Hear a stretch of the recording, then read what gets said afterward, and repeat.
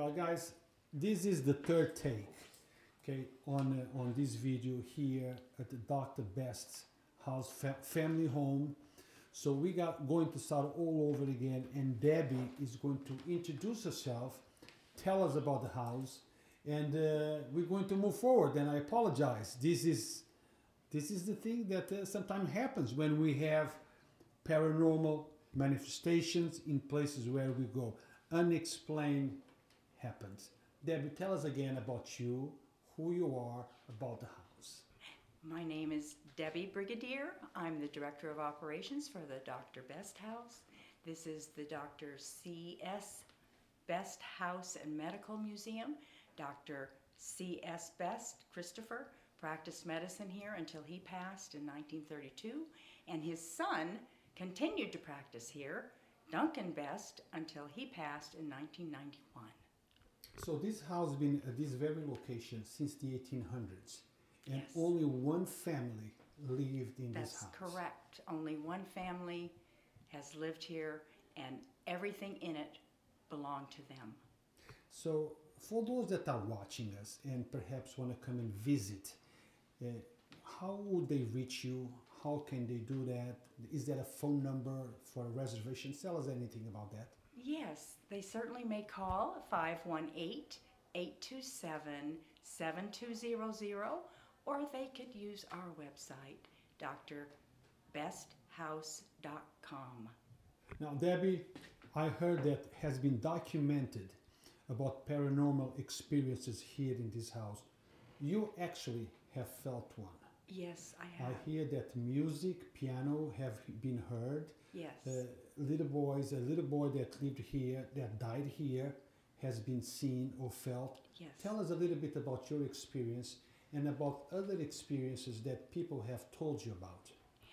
Well, we have a lot of activity that goes on around a bedroom that was shared by two brothers. The first brother died at the age of 7 in this house of undulant fever, which is drinking non-pasteurized milk. And he is reported to have visited, and other people have experienced his presence. They have reported to me that he's a happy little boy and he smiles. And he exhibits no signs of discomfort, no signs of being,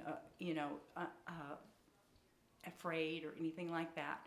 And then his brother, Dr. Duncan Best, also was born, and he resided in the same bedroom. Dr. Duncan Best was born in 1903, and he was born after James, his brother, died. That room, though, is quite active. Now, in this house, many people have loved, many people have suffered, Yes. many people have died. Yes, they have. Now, this was a house where they lived, but also a place where people came for medical care? Yes, they did. They actually did surgeries, minor surgeries, but people don't always survive minor surgeries. So they did do a lot of care of people, farm accidents, things such as that, as well as families. They did a lot of birth and babies. And birth and babies carries risk. So there were probably some babies who were born here who did not survive. What's minor for us today, maybe it was major for them back then. You're correct. You're absolutely correct. Now, I look around this house and I see lots of old stuff, old furniture. I have visited many museums around the world. And one thing that I enjoy is when I see original stuff. Now, the things that we are seeing, the furniture that we see, the chairs, the record player, this is things that actually belong to the family. They are not duplicates, correct? Correct. Every single item was owned and used on a daily basis by this family. They took care of their belongings just impeccably. And every single drawer is filled with their notes that they took to themselves. There might have been some repairman who came in and did such a work, and they recorded it and how much they got paid. Every drawer is just chock full of the documentation of their daily lives. So something that I might touch now was something that they touched back then. Absolutely. They lived with it, they loved it, they cared for it. So this is like me taking a trip to the past. Absolutely. You have taken a trip back in time, literally back in time to the age of 1884 until really 30 years ago, 1991. So let me show the folks that are watching us the record player. Yes. I am sure that that record player played songs that many people have danced on the floor where you're now standing. Well, they may not have danced a lot. They have a lot of Negro spirituals on these records. They were a religious family. They belonged to the Lutheran church in town. And this particular one is actually He Shall Feed His Flock from Handel's Messiah. This is a non-electric phonograph. Edison is the inventor of the phonograph, and it is an Edison phonograph player. The big speaker thing that everybody is familiar with is actually underneath here, and it points to this speaker right here. And we would wind it up. We would turn it on, and then we would turn it and play.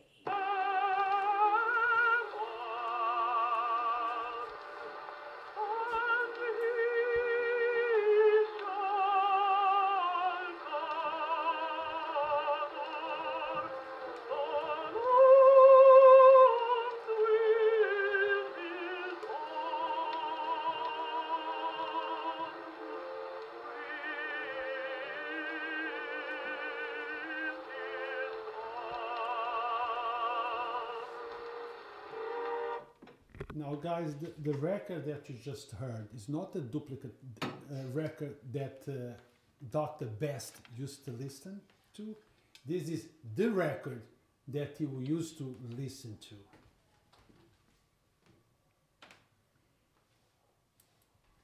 Now, Debbie, tell us a little bit about Dr. Best. He was not just a regular citizen. He was involved in a lot of things, involved in the community. He was somebody important. He was very important, very important. It's really interesting. He had humble beginnings. His father was a farmer. He was born in this local area, just a short distance away, although at that era, it wasn't so short. They would have to come by wagon to come visit their families. And he then decided to go to medical school. His family were able to send him, and he went to the Eclectic Medical College of New York City, which was a very prominent school at the time, and it was avant-garde, cutting edge, and they were very involved in what medicine and electricity could do and meld to make a practice, and that's what he did. Now, Debbie, I see on a piano right by you, that is the original piano. And as we've been saying, everything here is original. But I heard that sometimes tunes are heard being played inside the house, but there is no one inside the house. That's correct. This piano belonged originally to Dr.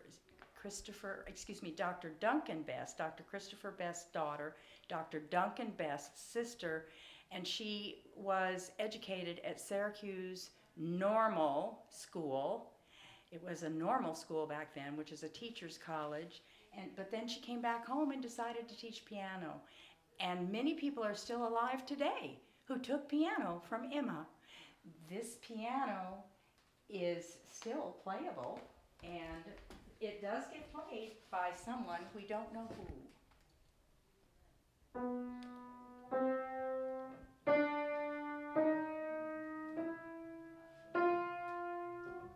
Amazing. This is a private tour, so you guys can see firsthand what we're talking about. But listen, there is nothing like experiencing things by oneself. So if you are around the area, don't forget to come down here, contact the organization, and schedule a tour. Now we're going to show you the house, and you can show us the medical stuff that's still here.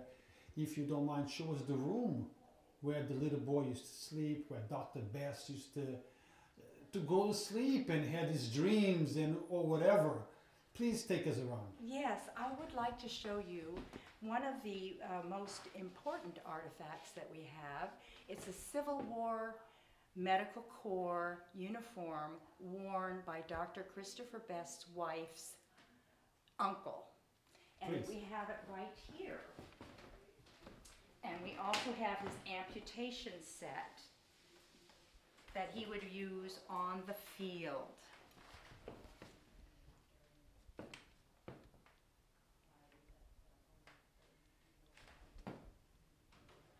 So you see there's a saw for removing a limb that may have been shattered by a cannonball or a bullet. And this is the uniform of a Medical Corps officer in the Union Army.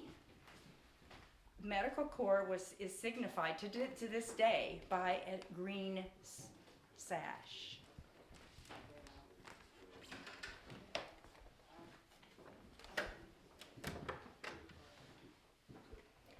And then this room also, we have a collection of medical bags. They would, of course, make house calls, and well, they had to have a medical bag stocked with all kinds of medical items. And that's their collection. They have many more. I mean, those are just a few. So let me just go there and show the audience.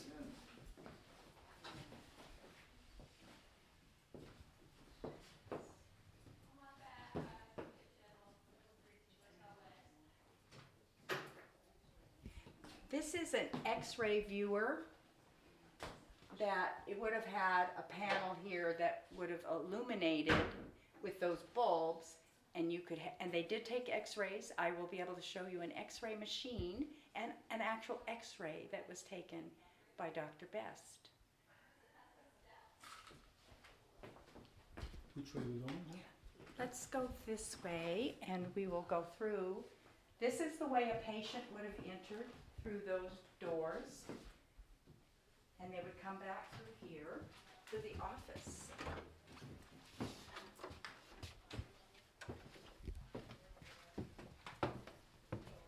This is an electrostatic machine that electricity would pass through the body, and they thought that it cured everything from asthma to insanity to flabby breasts. And he believed in it so much he actually treated his daughter for migraines and treated his wife for depression. They believed it worked. And then Dr. Best had quite interesting office hours that I would like to show you. And lots of people, when I show them this, I say, what do you think of these hours? And they say, man, I want hours like that. But they have to remember, he's making house calls. This is when he's in the office. And he also is a businessman. He has to do his books. He also actually compounded all of his medications and medications for physicians and pharmacies in the area. He was an incredibly busy man. Additionally, he participated in so many activities within the community. Now, one of the things that I find interesting is that only 10% of physicians in that era went to college. 90% of physicians were apprenticed to physicians. So Dr. Best actually had many things like bones as examples so that he could teach his students, his apprentices, about medicine.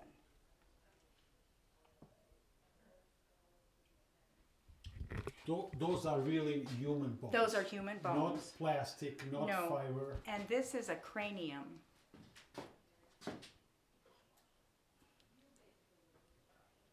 Can I touch it? You certainly may.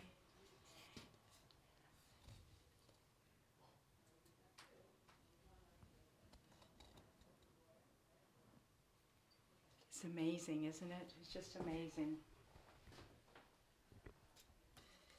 Now I see a book there, Yes. but before I filmed the book, we know about HIPAA laws. We don't want to. Well, let me No, just tell you, first of all, there were no HIPAA laws. Okay, then let's show the book. But and these people are the people who were treated by Dr. Best, both Christopher and Duncan, were privileged, and they knew it. They knew they were being treated by people who cared for them, cared for their whole families. They would not be at all, they would never object to having known that people know that they were here. He did keep track of every single patient he saw, what they were here for, and how much he charged them. So what's incredible is, for instance, he charged one person 25 cents. They would come into the office and they would have whatever, and it was only 25 cents. I do have sometimes trouble reading exactly what is said because he's writing it as he's practicing. And he did have good handwriting, but to some extent, it's just in a hurry. He's in a hurry. But you certainly may film that.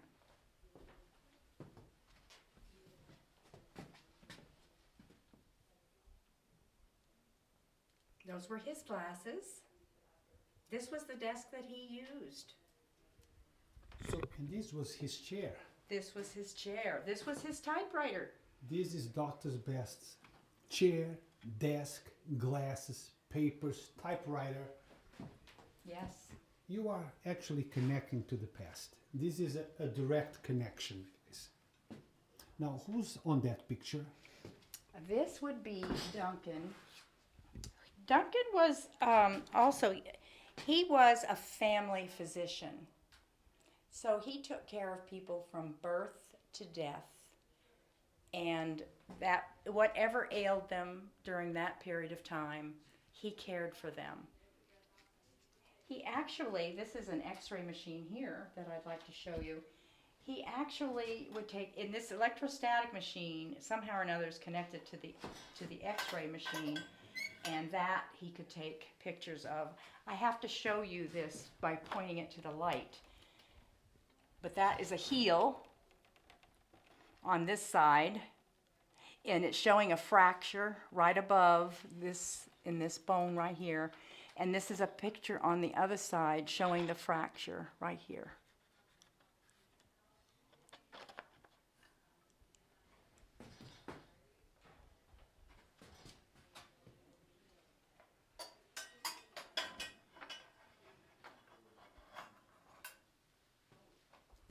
So we would like to walk back to his exam room and his apothecary.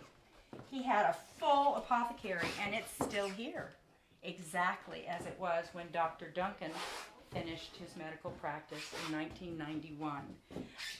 I'm going to step back into the apothecary, and I welcome you to come back with me. Let's do it. These medicines are exactly as Dr. Duncan Best left them. I want to show this one. I always get a big kick out of. So he could take the placebo and then label it something, you know, for your headache or whatever, and then people would think they were taking something, you know, mind over matter sort of thing. And there's some medications in here that are no longer used, and I don't even know what they are, but there are many things that we still would see in a pharmacy.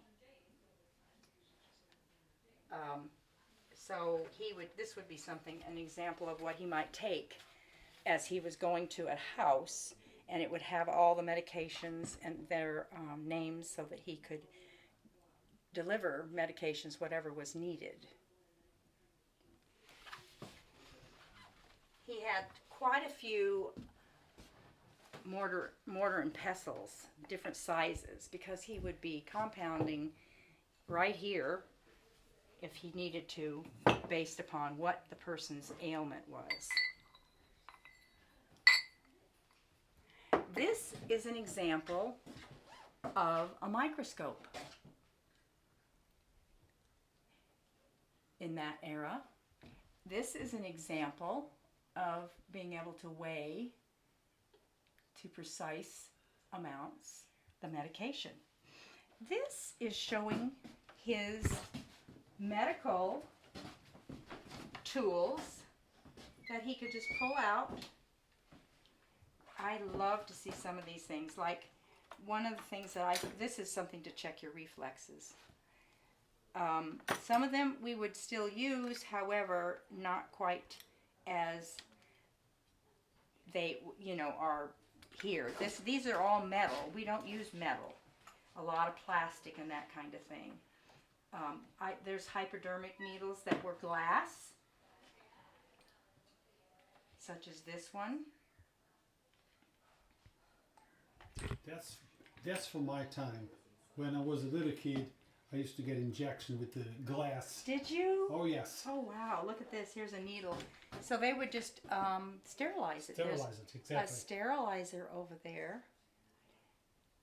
Just really, really interesting. I just love going through here to see what kinds of tools of the trade. And some of them I recognize, like I could say, I know what this one would be used for, because you would open it up like this. You might use it for the nares of the nose, and you would open it up to see if they have adenoids, whatever. And here's another hypodermic needle that would have had to be sterilized. Just all kinds of little tools of the trade. So guys, this is amazing. I know that many of you only saw this probably in movies, but never real life.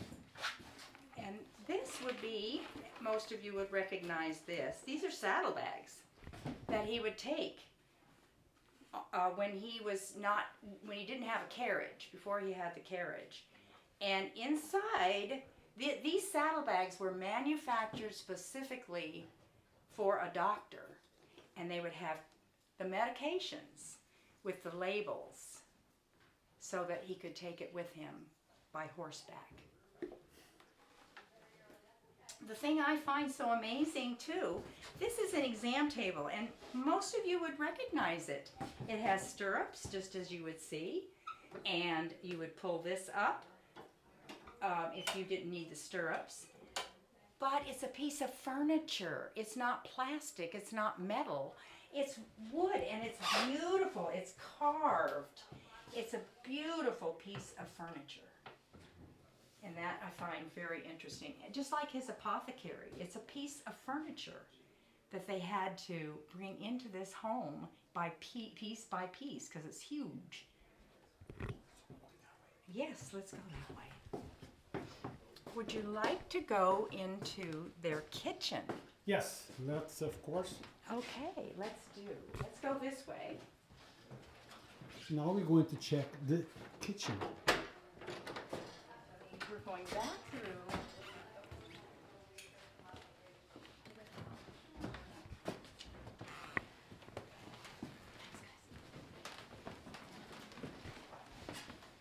So what are you up to, Deb? Did you go?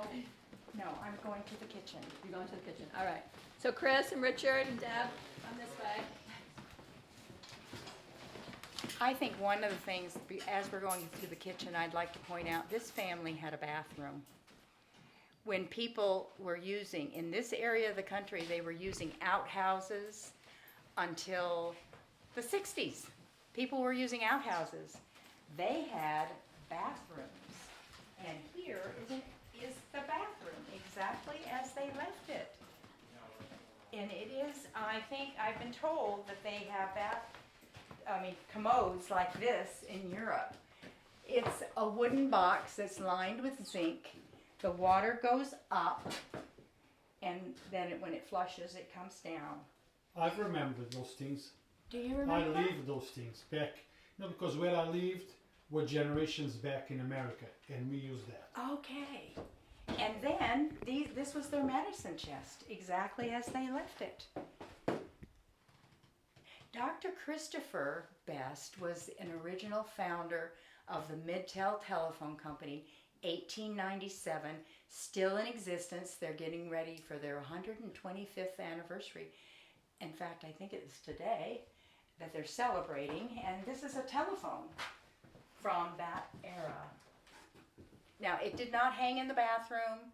It's only hanging here now as a display, but it belonged to the Best family, and this was a phone that they used. And what is this here? Well, these would be the types of things that you might have on a dresser, and you could use it for washing when you weren't yet ready to come into the bathroom, or perhaps someone else was using it. But they've had a bathroom forever. And this bathtub is a bathtub where Dr. Best took his bath. Yes, that's correct. And it had hot and cold running water, which is amazing. They could run the hot and cold running water. They didn't have to bring in buckets from the stove. Let's go into Now, what about these, just before we go into the kitchen? Certainly. This is what they might call a fainting couch. So in that era, both of these arms go down, and a person who is having the vapors might lay down and take, if they're having a spell, they might lay down and just relax. Of course, this was mainly women who might do this. This is a mourning costume. In that era, when a loved one died, you wore a mourning costume for a year. So there are several in this house that were worn by the Bests. They had several people die of their family members. Children included, right? Children included. Yes. I find something very interesting. We have a little piece of pornography. Pornography? I say it like that, but well, we were going through the collection of little teacups, and as we were going through, someone recognized this type of teacup. It was a souvenir they got from New Orleans. It's made in Japan, and there's a certain name for it which escapes me right at the moment. But if you hold this up to the light, which of course if you're drinking a teacup, you would do, it's a geisha, a nude, let me see if I can get it through the light. It's a nude geisha.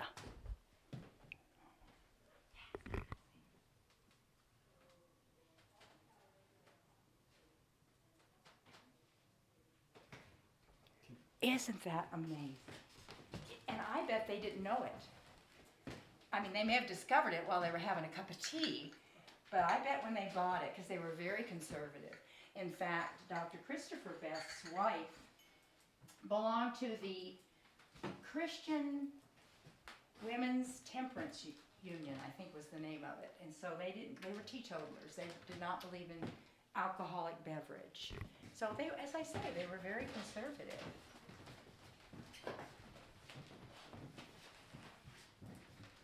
Now we are going to the kitchen, correct? We are going to the kitchen, yes.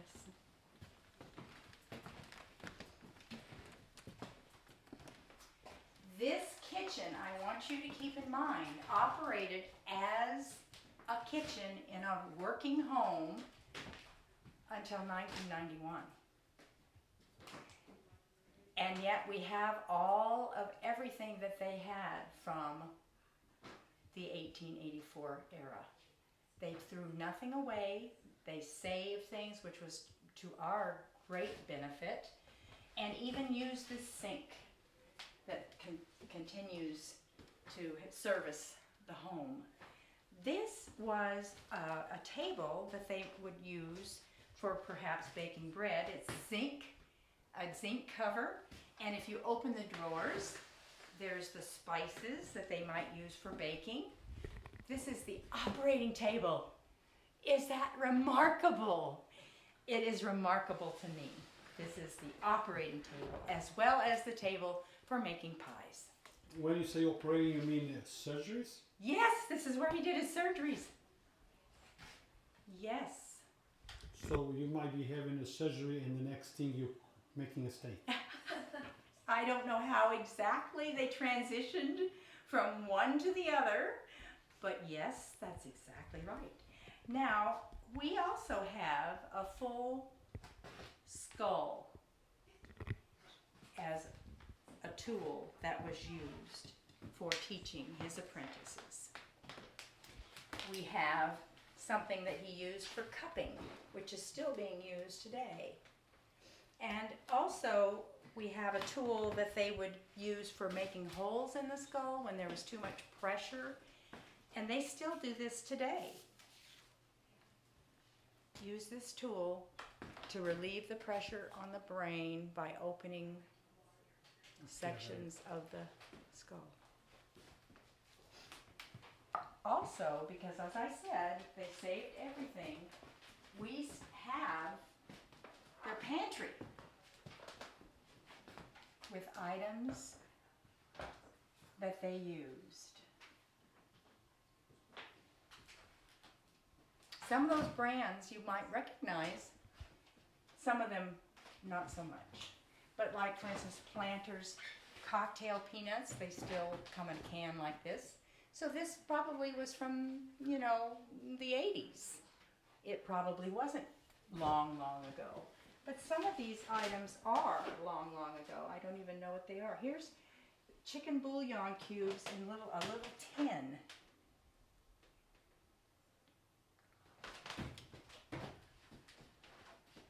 We have, I'm trying to see if I can find, oh yes, we have a fruit cake that contained Irish whiskey, which they didn't, they were teetotalers. It was probably given as a gift, so they didn't eat it, but they kept it because it was a gift. It's still full. I can feel it. Now let's move into the bedrooms, if you don't mind. Move into the, You know, to the quarters where they slept. okay, upstairs. Let's do that. This is the original stove, wood burning.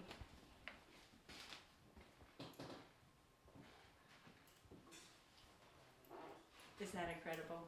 Unbelievable. Yeah, unbelievable. So please come join me. We're going to go upstairs. Now I want to show you the back stairs. Houses like this would always have a front stairs for the guests, but they would have a back stairs for family members to be able to go upstairs during times that wasn't advantageous to go up the guest steps.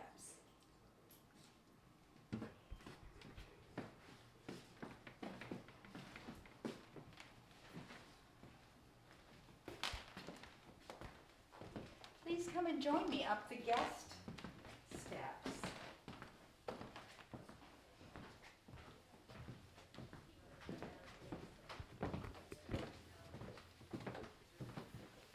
This carpet is original to the house.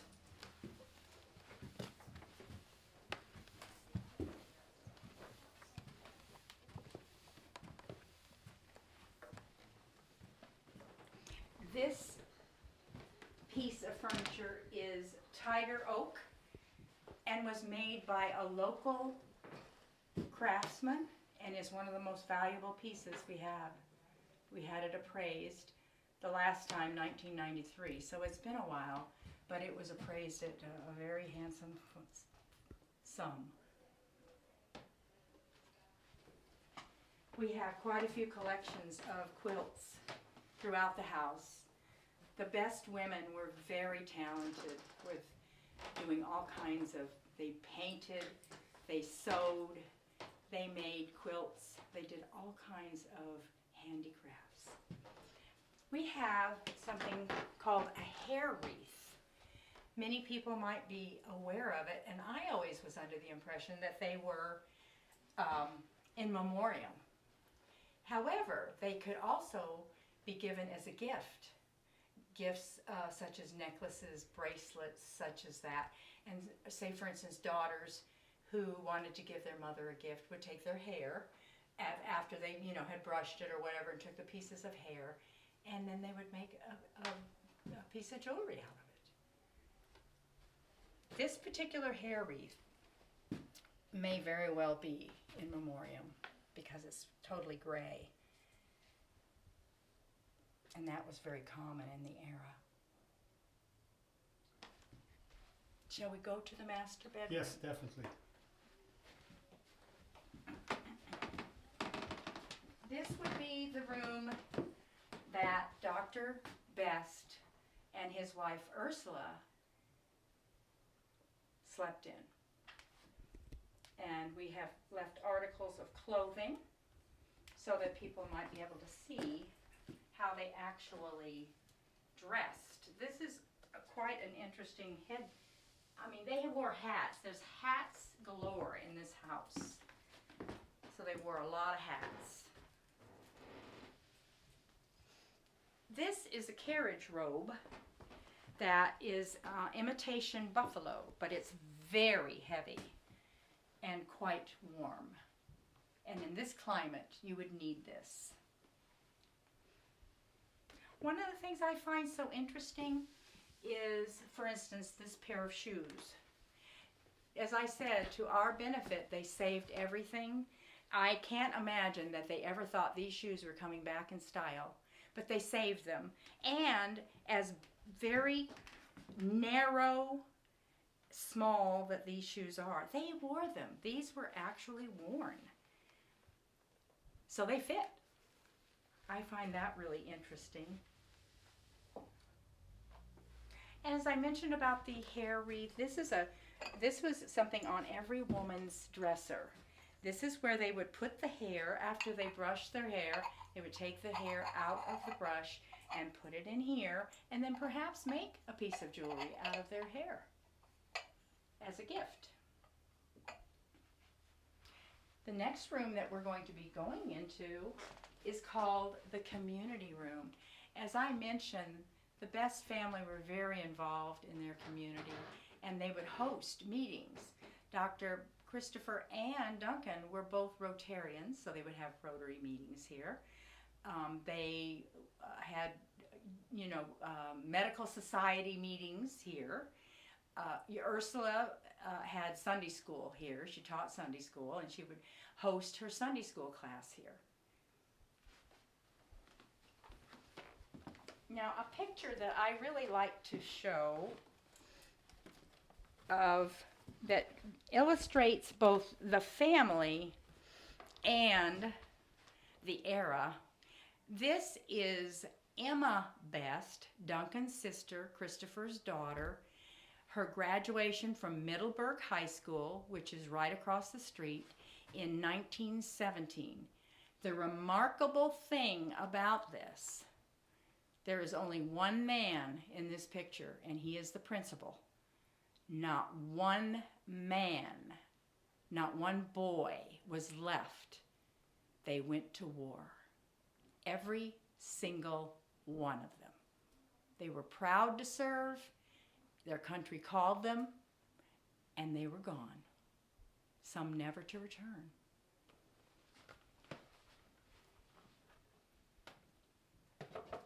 So this would be, we made this room sort of a commemoration of Emma, because as I said, Emma graduated from Syracuse Normal School, and these are different examples of things from her school days.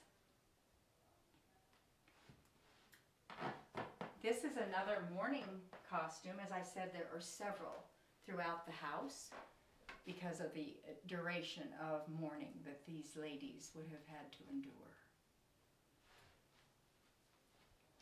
This chair is quite interesting, I find. This is, I think you all are going to find it as interesting as I do. It's a disguise. It is a potty chair.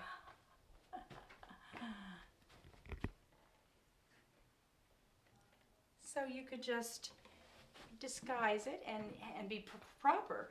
You know, one of the things, I have a great-grandmother that I had lived long enough for me to have a relationship with. She was very modest. She would be very happy about that. We have another bathroom upstairs, which I think is remarkable. Not only did they have a bathroom, they had 2 bathrooms. So let's just walk through here.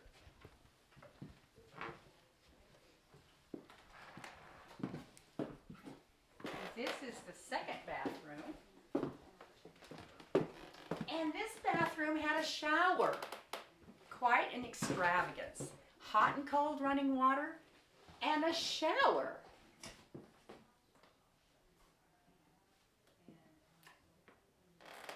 Isn't that remarkable?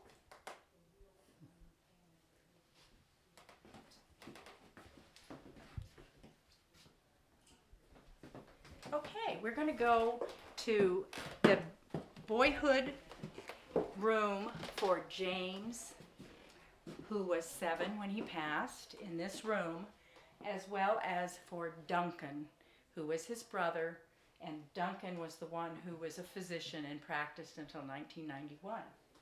Please come on in and join me.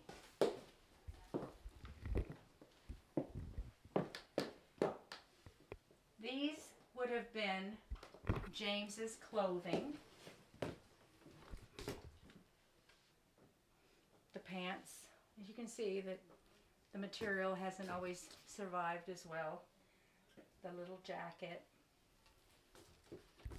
And James, correct? James was the one who passed. How old was he when he passed? 7. He was 7 years old, and he passed in this bed.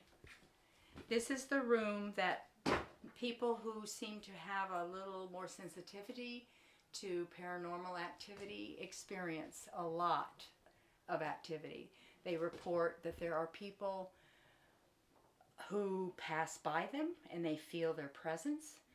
They have been touched, and they have seen a little boy who is just standing over here, and he's smiling and happy, which gives me great comfort to know that he is not in pain, he is happy. And this was his desk? This is Duncan's boyhood desk. And the reason we know that is because we have some of his correspondence that he had written to some of his relatives. This was to Grandpa. One of the things that's remarkable about this is Duncan's handwriting when he was in the 2nd grade. Cursive handwriting of a little boy in the 2nd grade who became a physician and practiced in this home. He had collections of things that he found locally, probably perhaps even in the yard. Arrowheads. Isn't that remarkable? I think that is just amazing. He loved to collect things, which is pretty typical for little boys. And things like this. I mean, they were real.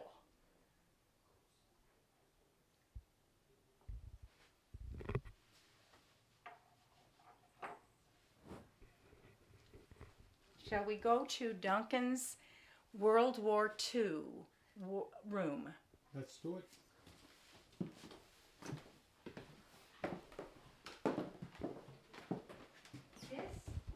This is a room that actually was Duncan's sister Emma, who taught piano. This was her bedroom. But after Duncan passed and the house was then given to Middleburgh Library, and we rearranged the room somewhat. This room was a perfect place for us to display Duncan Best's World War II involvement. He served in the Medical Corps of the United States Army and was in the European theater. So this is memorabilia, his uniforms that he actually wore. This would be his cover. In the military, I'm actually a retired Navy nurse, and in the military, we call this a cover, not a hat. And this would have been his cover. Also, something I find really interesting, his mess kit.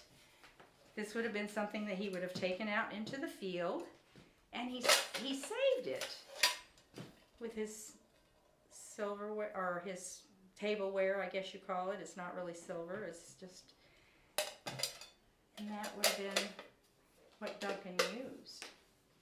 This is a picture of Duncan in his older years with his wife, Winifred.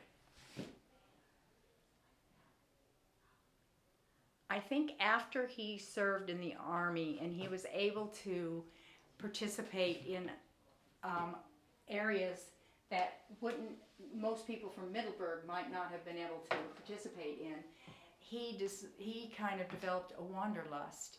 So he and his wife Winifred traveled to the Far East. They went to Japan, and they traveled throughout the United States as well. The memorabilia, obviously this would have been after the war. He was able to collect some Nazi memorabilia. Would not have been able to do that during the war because he wouldn't have had access to it. So he was in a little bit longer than just the war years. He has a gas mask.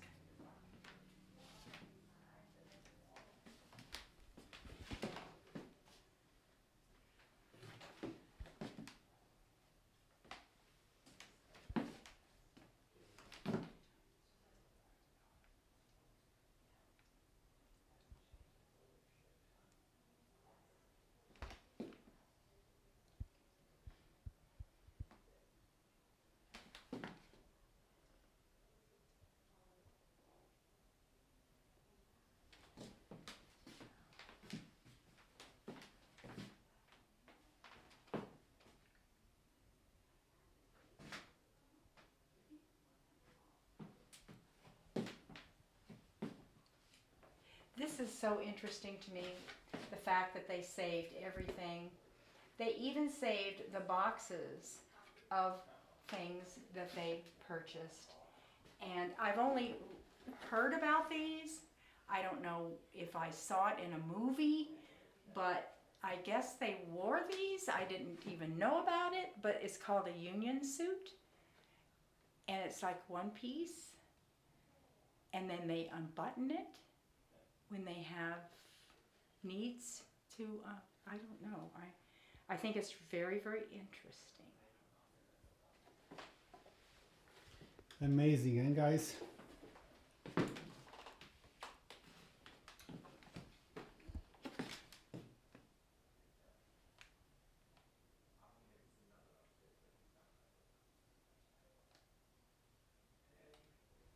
His canteens. And he had a souvenir. He brought home this pillow, Richmond, Virginia, U.S. Air Corps Army Air Base, from Richmond, Virginia.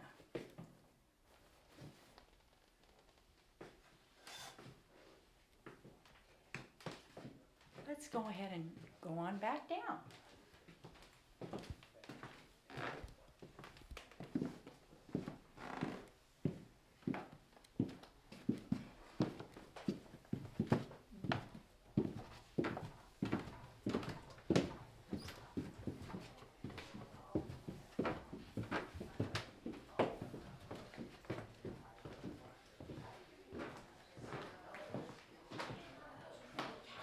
That I find remarkable as well is the architecture of this home was extremely exquisitely done, and it was handcrafted. They had parquet floors, they had fretwork, all of that handcrafted. The walls are covered with burlap, and the ceiling as well, and then all of the wood has been, it's not milled, it's all hand done. Thank you very much, Debbie, for this wonderful tour. Oh, thank you. Okay, you know, now that we gave the people, well, of your area, my area, and all around the world an opportunity to see this very famous house, they will contact you and come and experience this by themselves. Oh, thank you. I would love to see them. So just to conclude, tell us again how to reach you. Yes, you may call 518-827-6955. 7200 or our webpage, drbesthouse.com. This is it. What's the name of this town? This is Middleburgh, New York. Guys, you heard it. Hopefully you guys will contact Debbie and schedule an appointment, a tour. Now, and you can, there is much more that we can fit in 1 hour. There is lots of other things. There is the paranormal aspect of the house. You have another session coming up right after this, right? Yes, we do. Can you tell us a little bit about that? Yes, I certainly can. We have a Tri-County Paranormal Society who have been doing investigations for 10 years or so in this home. And they also train other people who are interested in learning the techniques that paranormal societies use to capture and record activity. So they're going to reveal some of the things that they have uncovered. And we're going to have a campfire with s'mores. We're going to be all sitting around a nice warm campfire while we learn what they have uncovered. Thank you, Debbie. Until next time. Yes, thank you.